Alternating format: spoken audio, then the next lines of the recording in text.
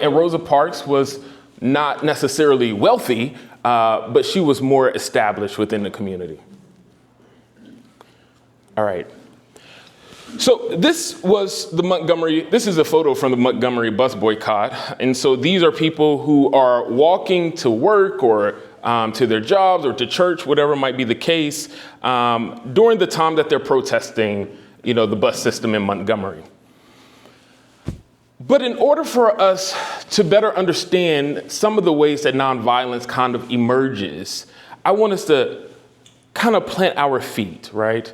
Calling us back to the problem, right? What is the problem? Anyone want to respond? What's the problem? Why does nonviolence emerge? Injustice, yes. It's an S word.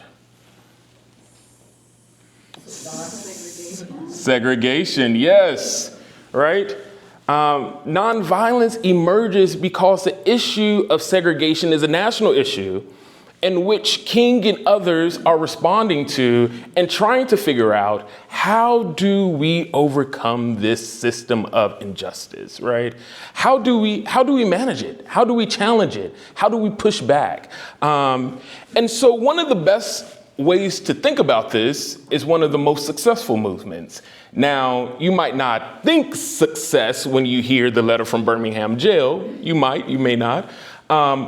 But King arrives in Birmingham in 1963 after being a part of the Southern Conference for Southern Christian Leadership Conference, SCLC. It's a lot of acronyms and abbreviations through the civil rights movement. Trust me, it's hard to keep them all together, especially when the letters kind of repeat.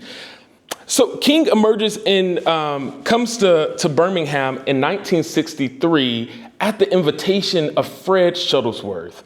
Fred Shuttlesworth had been living in Birmingham for some years, was a part and creator of the Alabama Christian Movement for Human Rights, ACMHR, another abbreviation acronym. And had been doing a lot of work trying to desegregate the systems in Birmingham. Now, you might be wondering, why is it taking so much work for Shuttlesworth? Well, Montgomery, the bus boycott, let's go back to Montgomery for a moment. It ended after 381 days because the Supreme Court passed the law saying that segregation was illegal. So they had to desegregate the buses. But Birmingham refused to move, right? Birmingham was known as the most segregated city in all of the United States. And Shuttlesworth and the ACMHR had their hands full. And so they invite King to come to help them with a direct action campaign. And so King and SCLC comes and arrives in Birmingham in 1963, in the spring of 1963, to do a campaign called Project C. Anybody perhaps know what the C stands for? Yes. Did you just guess that, or did you actually know? No, I've seen on,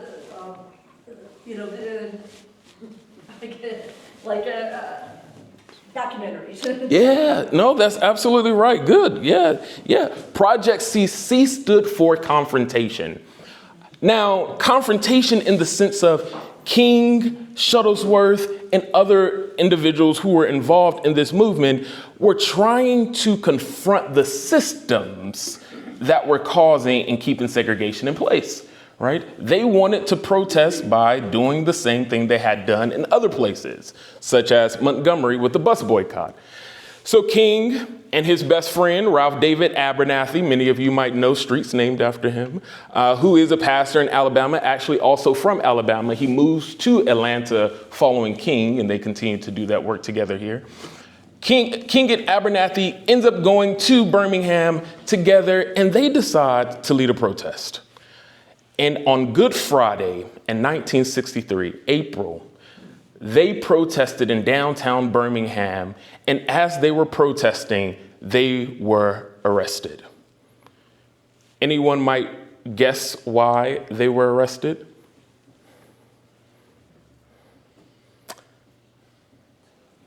they had not completed the appropriate paperwork in order to protest. They were protesting without filing the right paperwork in order to lead a protest. And so King and Abernathy are arrested. And it's that famous photo that we've all seen King sitting in a jail. I'll show it here later. Now, the other photo that you might have seen with the light kind of shining on King's face as he's sitting in the jail, that was a reenactment. Some people like to think that King was like posing while he was in prison. He wasn't posing. It wasn't a fun sight. And to be clear, this is the actual cell in which King sat. And so as King was sitting in that prison reflecting on what had taken place, he opens the Birmingham newspaper. And in that newspaper is an article from 8 white clergymen, clergy pastors, right? Called A Call for Unity, telling King and others that they should wait. That this is not the time for direct confrontation. This is not the time for a direct action campaign. They need to wait on the systems. The systems can do this. Wait on the Supreme Court. Wait on Congress to pass a law. Do not confront. There are other ways instead, and the system or the people will respond. Now, you might imagine King being infuriated because King is there because the systems have not changed given the passing of Supreme Court cases, right? Laws and things have been changed, but yet the system has still ordained and sanctioned this type of segregation in Birmingham. And so the very reason for King being there is because the systems in which these clergy members are appealing to are not moving fast enough, right? So King writes this letter in the margins of the newspaper, and he runs out of margins and begins to write it on toilet paper. And it was once said by his secretary that King's handwriting was so awful that it took her so long to transcribe what was written on those margins. Now, this response was not meant to be a public notice, right? This response was written solely to those clergymen. King was sending them a letter, and then it became something more than that. I want to share with you for our opening thought and invite you to reflect on this for a moment. This is an excerpt, a quotation from that letter. King said, "I have almost reached the regrettable conclusion that the Negro's great stumbling block in his stride toward freedom is not the white citizen's counselor or the Ku Klux Klanner, but the white moderate." Let's reflect on this for a few seconds.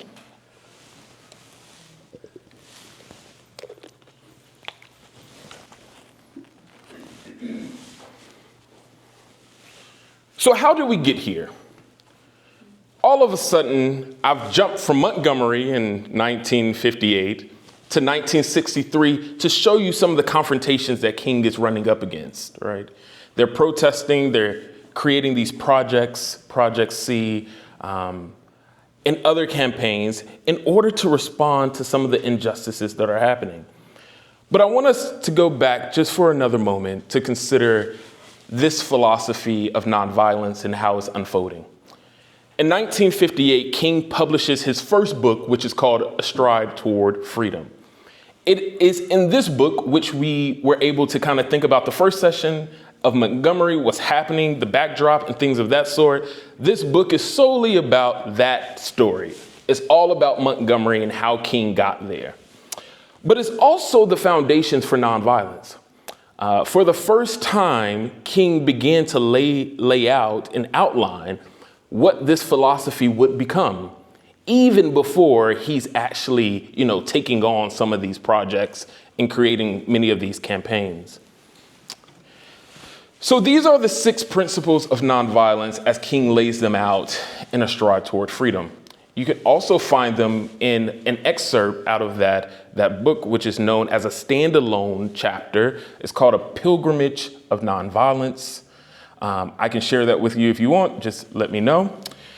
But in that piece, these are the principles in which King outlines: a way of life, friendship.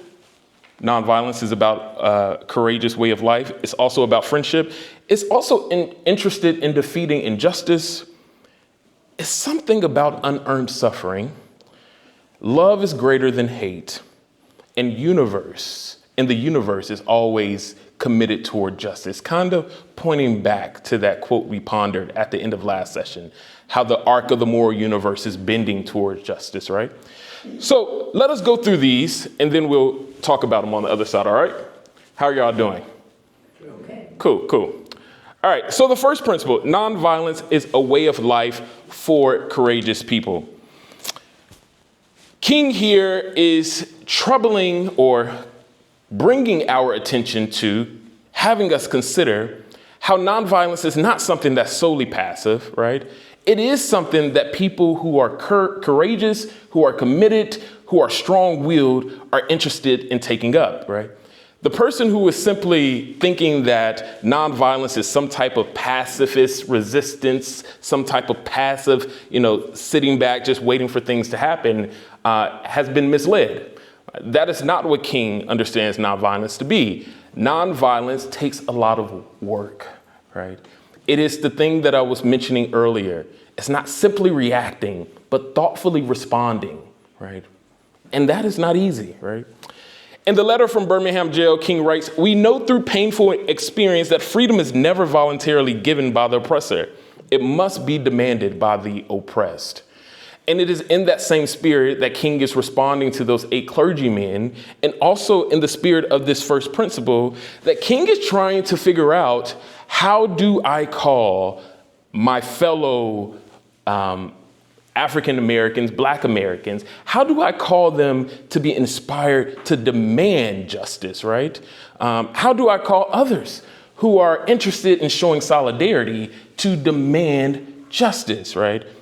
It must be demanded by the oppressed, he said, because if it was simply given, then places like Birmingham would have adjusted and changed their laws when the Supreme Court case passed. Instead, it did not, right? Because the people, King might argue, had not yet demanded it. The second principle is nonviolence seeks to win friendship and understanding.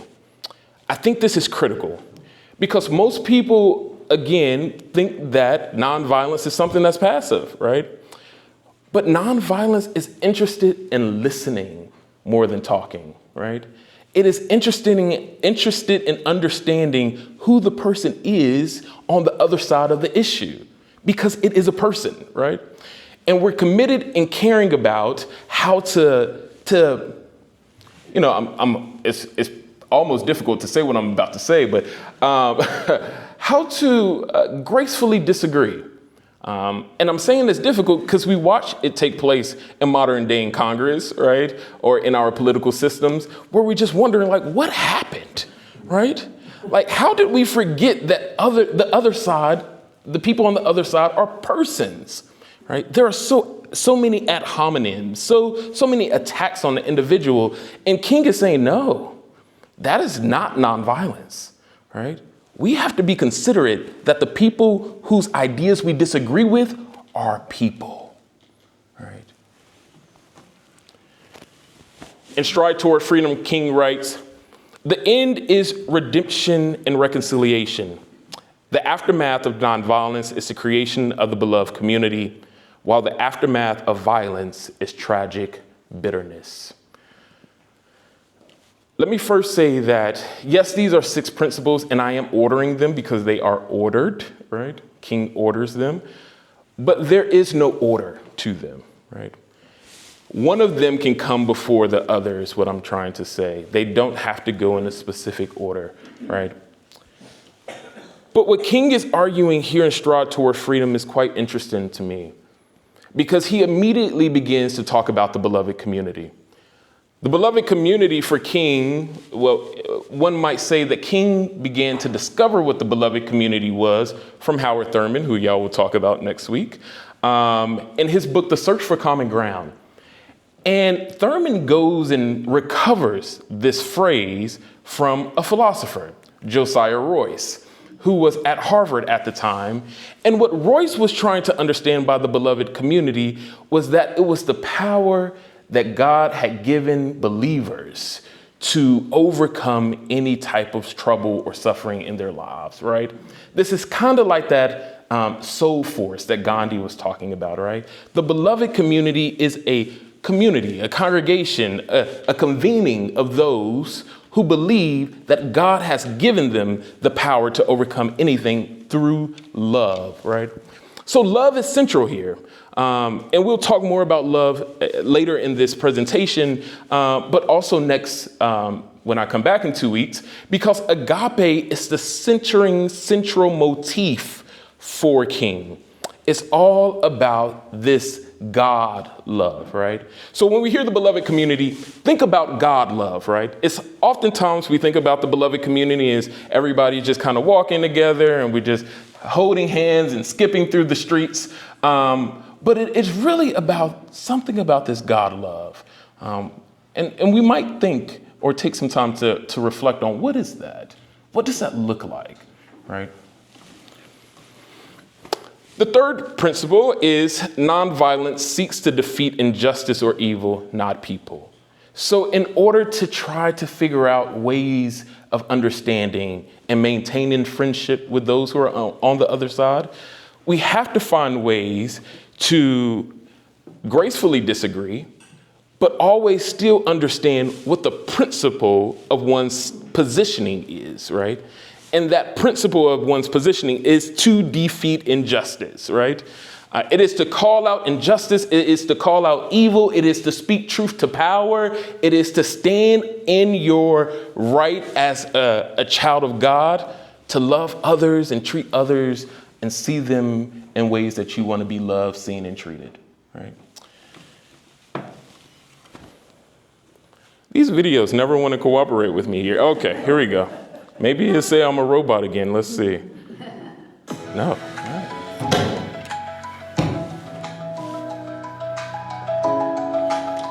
Oh, let me say this. This video is of, I'll tell you on the other side.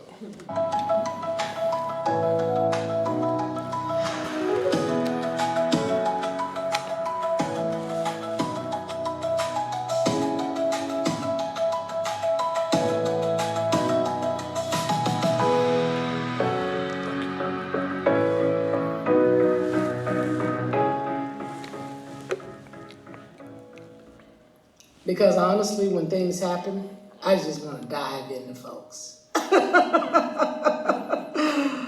You know, I want to call them out, say something bad about them. And, you know, as I spoke earlier, my struggle has always been my tongue. So I want to just lash every which way I can. And so not only was it continues to be my struggle. How do I look at this injustice, this wrongdoing, and stay focused on it and not the person doing it, and really wanting that person to feel some of the pain and, you know, from it, you know, to kind of get back at them. And so I've had to, on a number of occasions, I've had to repent. I've had to beat myself up and say, okay, you're violating right now. And take my time and process through. You know, it's real. We feel things and we feel them in the raw. And so my struggle is, how do I get to a place where what I feel, I don't have to see the person doing it as evil or whatever label I'm trying to attach to them. How can I just see it as this person did something that was evil? So I'm trying to work through that in my being. I haven't quite gotten there, but I've seen progress, you know, by me backing up and saying, you know what? even though what they did was evil, it was unjust, that person may not really fully grasp the magnitude of what they're doing as being, something that is very damaging, and this is obvious. So, I take a lot of breaths and I do a lot of inward talking. And I say, that's still a member of my human family.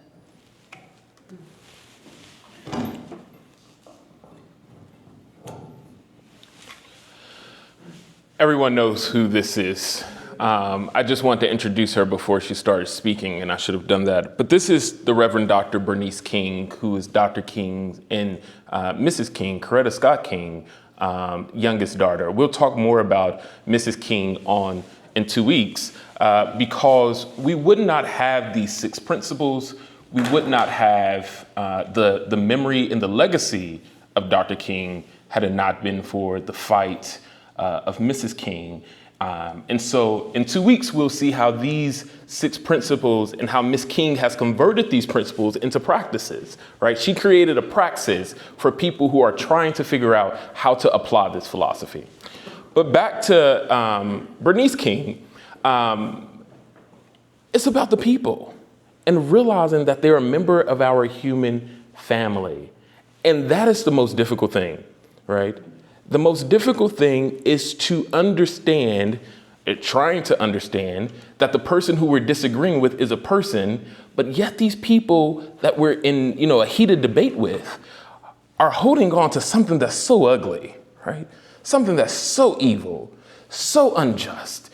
And it's difficult sometimes to really wrap your head around the fact that I want to love the person who's in front of me, but the people in front of me do some ugly things. How do I overcome that? How do we find, as Thurman asks, common ground, despite the fact that we're disagreeing? And it's difficult, but we'll try to figure out how to do it, right, together. The fourth one is that nonviolence holds that unearned voluntary suffering for a just cause can educate and transform people and societies. That's tough, right? That's tough. We're going to talk about some more of these and how are you feeling related to them on the other end after we finish these. But I will just be honest with you. This is one of the hardest ones for me, right? I oftentimes, like you, ma'am, I didn't hear your name earlier when you responded to Project CC for confrontation. My name is Martha. Martha, like you, I've watched many documentaries. And I often think about the fact that these are young children being sprayed by powerful water hoses. Unearned suffering. Like, what's happening here, right? King writes in Stride Toward Freedom, a way for us to possibly try to grapple with this. One may well ask, what is the nonviolent resistor's justification for this ordeal to which he invites people for this mass political application of the ancient doctrine of turning the other cheek? The answer is found in the realization that unearned suffering is redemptive. So King is basing most of these philosophies and most of these principles in the gospel, right? Turning the other cheek is very, plain and proper, straight up gospel message, right? And King is saying, if Jesus did it, we can too. Whew. I have a hard time living up to the gospel too. My Lord, my Savior, they crucified him, right? They crucified him, unearned suffering. But through that, we receive redemption, right? Through that, King thinks that we all will also be redeemed in some way. We'll try to grapple with some of that a little more. The fifth one is nonviolence chooses love instead of hate. Similar to all of what has been said, love is the focal point. If there's anything that I can tell you about nonviolence, to sum it all up, I'm gonna use the hardest word, 4-letter word that you might have ever heard, is to love your neighbor. Love, right? Love. It's an easy word, right? In some sense. We talked last week about the Valentine's Day cards and the way that we celebrate love. I mean, I get all jittery feelings when people and my friends are getting married and engaged. We love baby blessings. Y'all had a pet blessing, pet dedication last Sunday. We love our pets. We're capable of loving. Love is in us. We do it often. But are we doing it thoughtfully? To love thoughtfully is so difficult, right?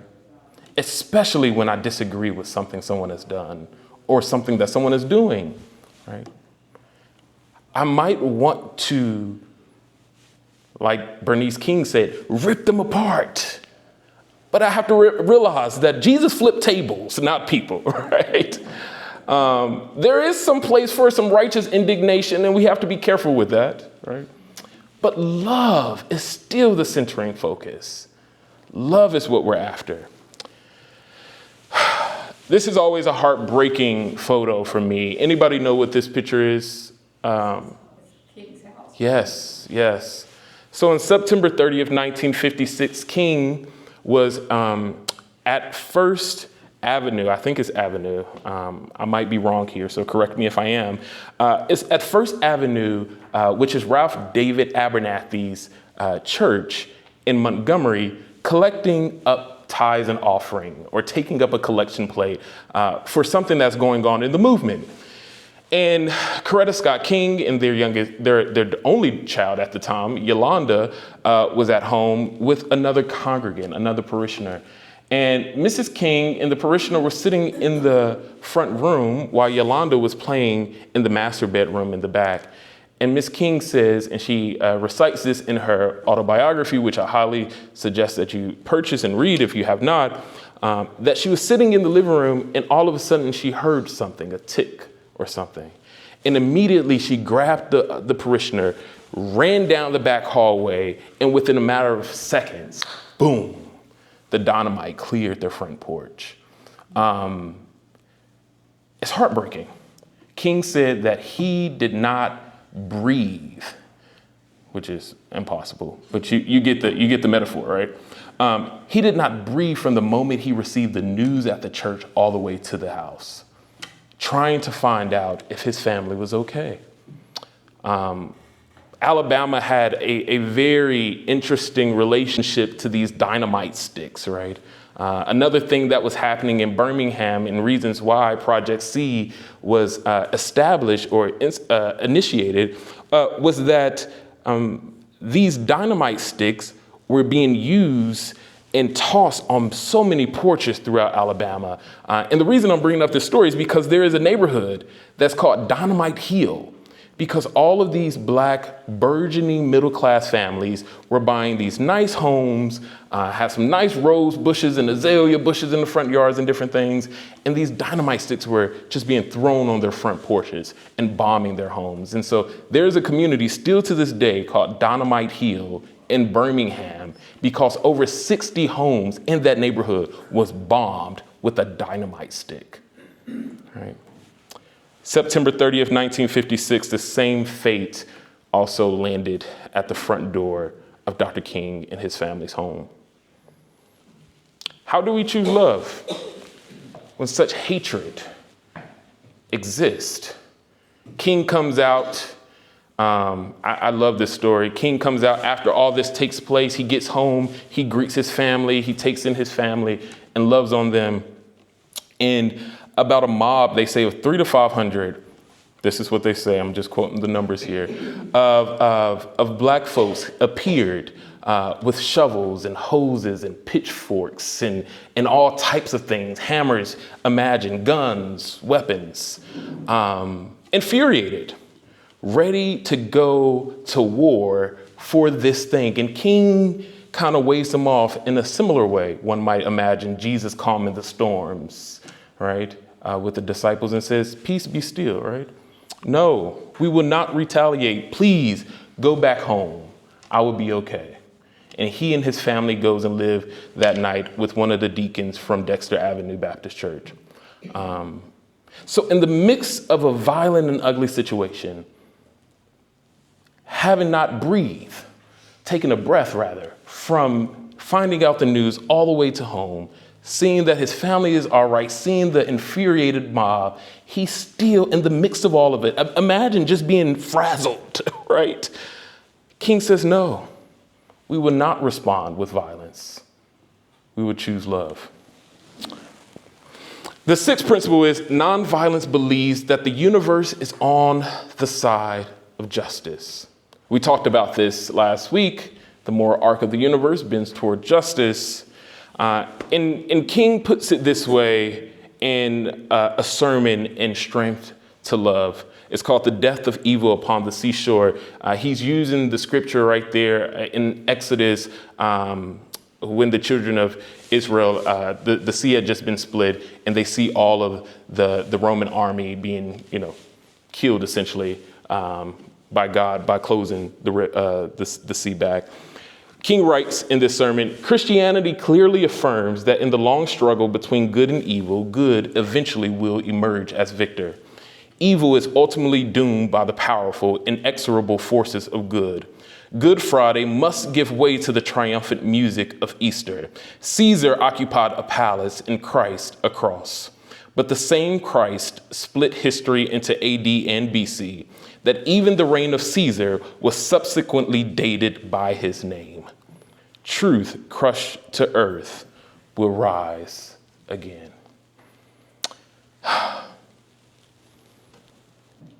It is oftentimes difficult to realize that the very messes we find ourselves in are dated. The situations, the issues that you faced 10, 15, 20 years ago are glimpses compared to the things that are in front of you now. You have the power, you have had the power to overcome difficulty. I mean, let's just not even think back 10, 15 years. Let's go 5 years. We were presented with the craziness of COVID and the pandemic, and we all were like, how are we going to get through this? I, like many of you, probably grew tired of sitting in my home for so long, but I cannot tell you what happened during that moment, right? Somehow we emerged. We're now able to gather. The pandemic is still rightfully, a lot happened. A lot of death and suffering happened, right? But now we're here. And despite all of that, we've learned how to move on somehow, right? Good eventually will emerge as victor is a nugget of hope that the evil, the ugliness of the world will not persist. So I have a couple of minutes left, and those were the 6 principles. I want us to begin to think about how these 6 principles of nonviolence are created as a discipline to help us to better form, right? To bring us together, to think and be thoughtful in ways that we respond when evil appears, when ugliness appears, when bad things happen, right? And King wrote in that letter to those 8 clergymen, one of his favorite and most often cited quotations, injustice anywhere is a threat to justice everywhere. And I see that as a call for all of us who are interested in the work of nonviolence. That when you see injustice, you say something. When injustice emerges, you do something. I'm so excited to hear that you all are organizing a committee here at a group. Yes.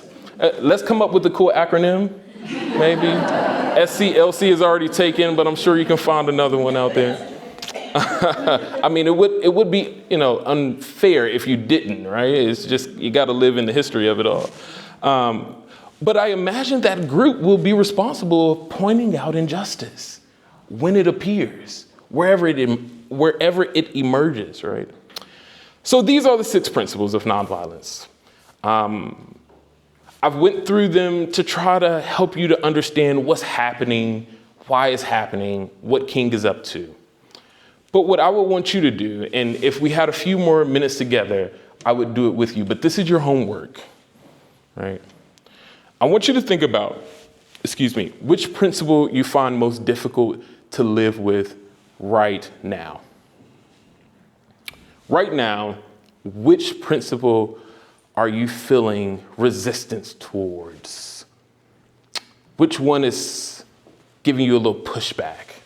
It's not really sitting well with you. I shared that unearned suffering. Whew. Yes, it can educate, but mighty, my. It can also crucify. And it's difficult. So I invite you to think about that. And I want to hear in 2 weeks, this is your homework. So I know you're going to be meditating and journeying with Thurman next week. But when we come back, this is where we're going to start.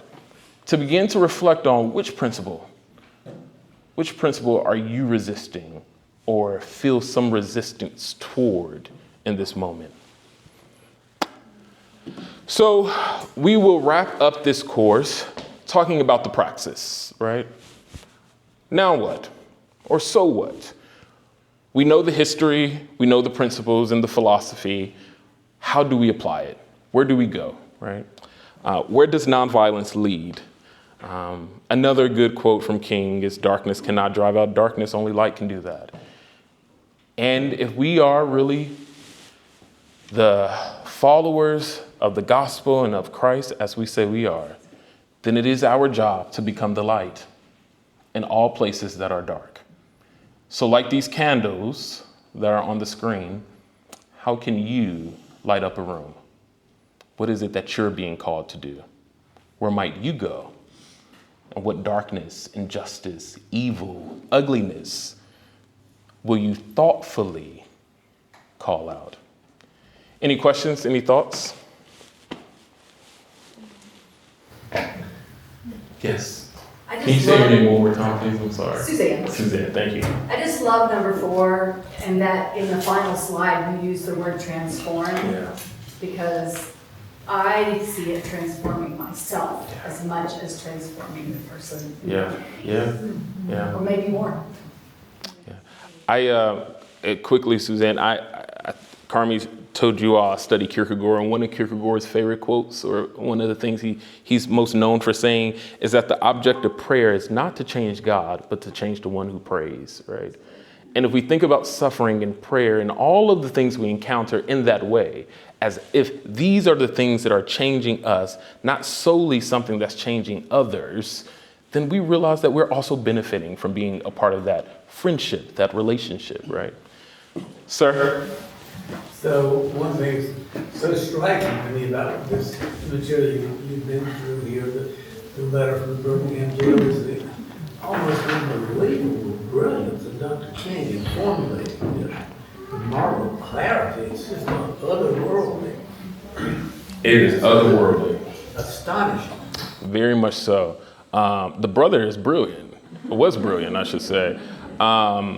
And to have such moral clarity at that point of time, to just have the right people around you who was able to, where iron sharpens iron, just help elevate him and lift up the mission and the purpose of the movement is just amazing. And that's why, King himself is brilliant, but just think if he's doing this work alone, how much other work other people are doing, how much more we can learn from them. Yes. I believe that ordinary people can be educated and transformed. However, my fear, I guess, is that the people who are in power in our government are not capable, are no longer capable. They have lost so much of their sociopaths, or that's a fancy word for it. But that perhaps, part of this is where the person who is abusing you sees your humanity as a result of you being vulnerable to them. Yeah. But I don't see a lot of those people responding that way to the suffering that they are inflicting. I 100% agree with you. We don't have great examples on the national stage of people uplifting these six principles. I mean, I think of, there are some folks, right? I think of people like William Barber, who's doing amazing work, and so many others.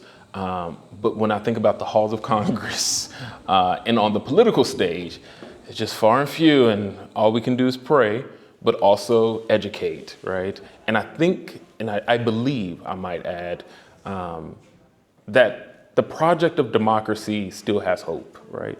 It is the demos. It is about the people. And I believe that if the people transform, then we will only create more transformed leaders. It kind of brings to mind the scripture too, where we're the seed casters. We are not going to place the seed. That's right. That's right. And wherever that seed plant falls, there are many things that can happen. Ground. Even thorny ground, right? Yeah. Those thorns can teach us something. Back to your educated. So this is a question about not the effectiveness of nonviolence. And it seems like throughout history, the changes in societies have been so violent. And even within the civil rights movement, I don't know a lot about the civil rights movement, but some about Malcolm X talked about violence and stuff. And it's how does nonviolence work? How does it I know Gandhi maybe, but how do you see it work and how does it work and how do you have faith in its effectiveness? Yeah. Well, you got to come back for the sequel. Session 3 in 2 weeks. But a quick response to that is, like anything, there are strategies and steps, right? There is a praxis to the nonviolence philosophy that one can actually, employ or deploy. But again, it's reminding oneself what the problem or the injustice is, and then thinking about the ways that one might respond to those. So yes, there are ways, and we'll talk more about them and give you some more examples. Don't lose hope. There is always hope. All right. Thank you all so much. I appreciate you all. Thank you. Slides. Just to let you all know, I saw some folks taking some photographs of the screen, but Donnell has agreed that he will send us these slides. And so Paul Henson graciously takes this video material that he records, posts it online, and also can post those slides. So as you're doing your homework over these next couple of weeks and sitting with these, know that that will be there as a resource. Thank you, Donnell, so much for these good questions and giving us so much to think about. And we'll look forward to seeing you all next week as we think about Howard Thurman's influence on how we engage politically. Thanks, everybody. God bless y'all.